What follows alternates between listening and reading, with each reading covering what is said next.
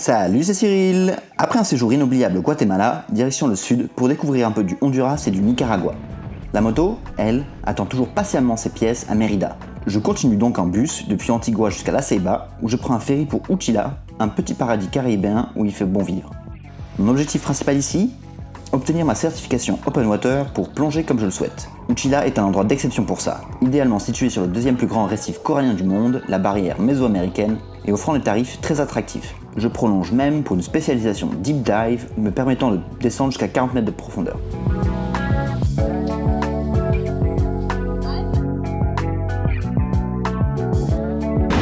So where are we going right now?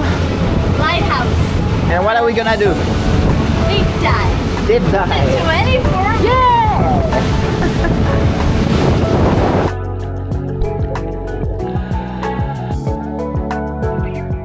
L'île est un vrai havre de paix avec une ambiance bohème, de jolies plages et de quoi s'amuser le soir venu.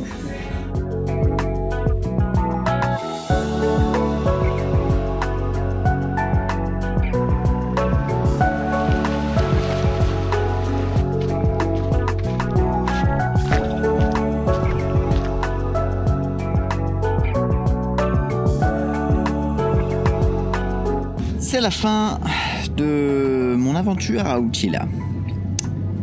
J'aurais passé au final une semaine entière. Une semaine entière où j'aurais fait que de la plongée. Donc j'ai passé, parce que depuis, ça fait des années que j'en ai besoin, et puis pour diverses raisons j'ai jamais fait. J'ai enfin passé mon open water. Puis j'en ai profité pour faire un petit cours supplémentaire pour pouvoir plonger en profondeur, parce que personnellement c'est quand même moi ça qui m'intéresse le plus, c'est un peu, on va dire, la recherche de la profondeur, quoi. Mais voilà, c'est déjà fini et il n'y aura pas eu beaucoup d'images. J'aurais pas pu beaucoup filmer parce que je vais vous montrer un peu, même si vous ne verrez peut-être pas grand chose qui est tard. Mais l'endroit peut être beau, mais la météo que vous voyez là maintenant là, c'est une des meilleures que j'ai eues depuis que je suis ici, quoi. Parce que j'ai eu de la pluie quasiment tout le temps. Et en plus j'ai été un petit peu malade aussi. J'ai eu un jour, je sais pas exactement ce que j'ai eu, je sais pas si c'est une indigestion, si j'ai chopé une tourista ou... Moi je pense que j'ai chopé froid, mais j'ai eu un jour où j'étais complètement out, j'étais complètement faible, j'arrivais à rien faire, j'ai fait que dormir, tourista, bref. Donc voilà, à partir de demain, retour sur le continent, et je sais pas encore trop ce que je vais faire en fait. Je suis pas décidé. Les possibilités, c'est soit je visite le lac Yojoa, mais je vais pas vous mentir, de ce que je vois après le lac Atitlan, ça va être je pense que ça va être difficile. Il y a 2-3 spots sympas qui sont autour de La Ceiba. Le problème, c'est que sans moyen de locomotion c'est compliqué. Puis La Ceiba, c'est la basse saison, donc il y a très peu de touristes. C'est pas du tout sécure en ce moment, pour avoir déjà passé un jour. Donc l'autre idée, c'était de descendre du côté de Comayagua. Et pareil, au final, comme Comayagua, peu que j'en vois, j'ai peur de pas du tout trouver ça intéressant, quoi. Ça a l'air d'être quand même une ville, comparativement à Antigua juste avant, qui a l'air un peu plate, quoi. Donc je sais pas, sinon l'autre hypothèse c'est de descendre directement au Nicaragua et puis de foncer du côté d'Esteli, Cerro Negro, etc. Parce que bien sûr, toujours pas de moto. Donc on va continuer de descendre comme ça, quoi. Voilà. Finalement, je décide de filer vers le Nicaragua.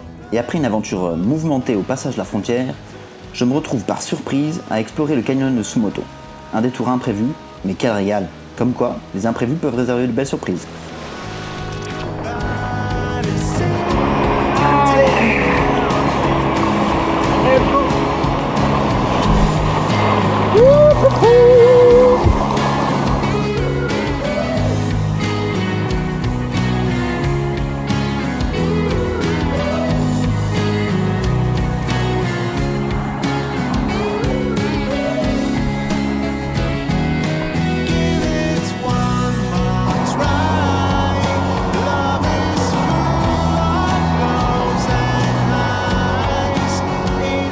Le lendemain, je suis à Esteli, la capitale du cigare en Amérique centrale.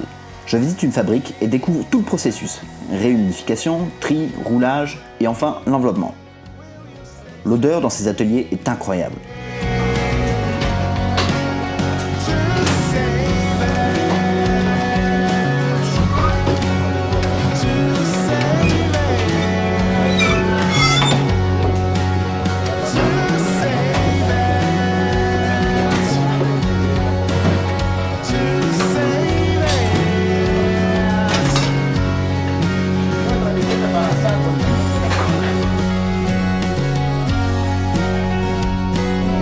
Pour conclure la visite, j'ai droit à une dégustation et même à quelques achats pour ramener un peu de cette expérience avec moi. Prochaine étape, León, une ville historique pleine de charme. Mais ma véritable motivation ici, c'est le Cerro Negro, un volcan techniquement endormi qu'il est possible de gravir.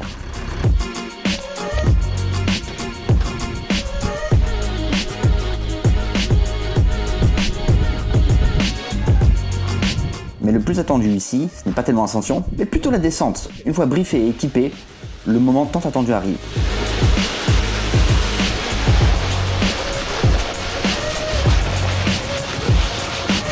Quelle descente et surtout quelle sensation! Un moment absolument inoubliable.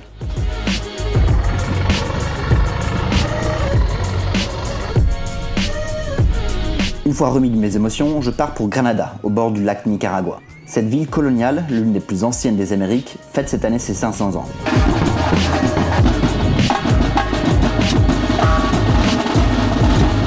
Avec ses bâtiments colorés, ses rues pavées et son riche passé mêlant conquistadors, pirates et révolution, elle regorge d'histoire. Parmi les incontournables, il y a la cathédrale jaune vif, le parc central et les îlots de Granada, accessibles en bateau. L'ambiance ici est paisible, mêlant culture, histoire et paysages naturels magnifiques.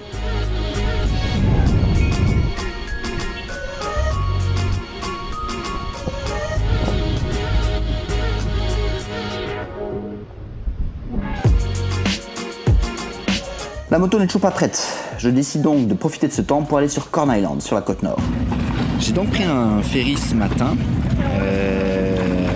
à Bluefield. J'ai dû prendre un bus de nuit depuis Managua que j'ai atteint en prenant un bus depuis Grenada, puis ensuite en prenant un taxi pour aller à la bonne station de bus.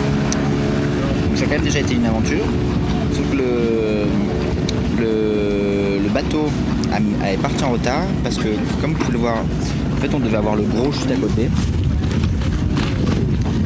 Sauf qu'il a été réquisitionné pour transporter du matériel pour la construction d'un nouvel aéroport. Donc on se chope un petit, le petit ferry de remplacement.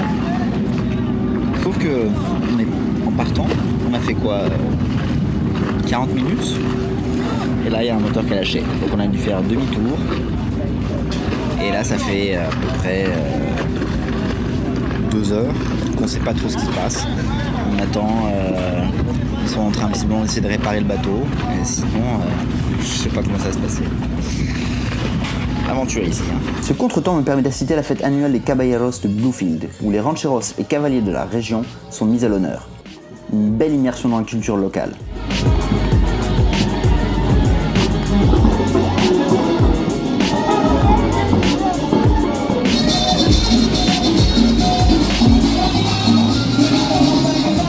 Le bateau pour l'île prenant trop de temps à être réparé, je n'ai d'autre choix que de prendre l'avion.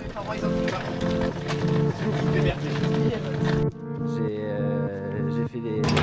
Bon, qu'est-ce qu'on fait? On va où là?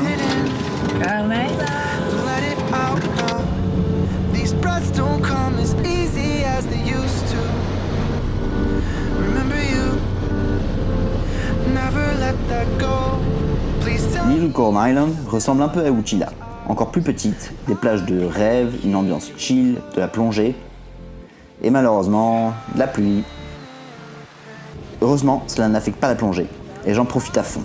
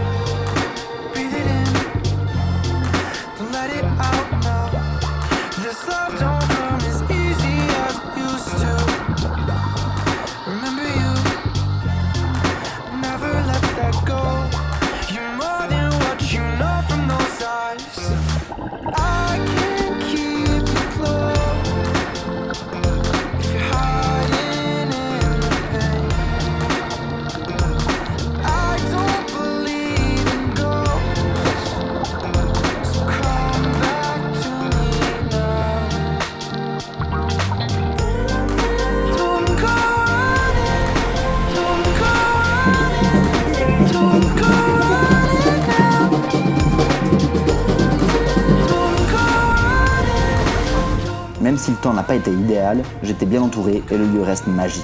Mais j'ai enfin des bonnes nouvelles du garage, semble-t-il, et je dois trouver un moyen de retourner à Mérida. Mais ça, ce sera pour le prochain épisode. Ciao ciao!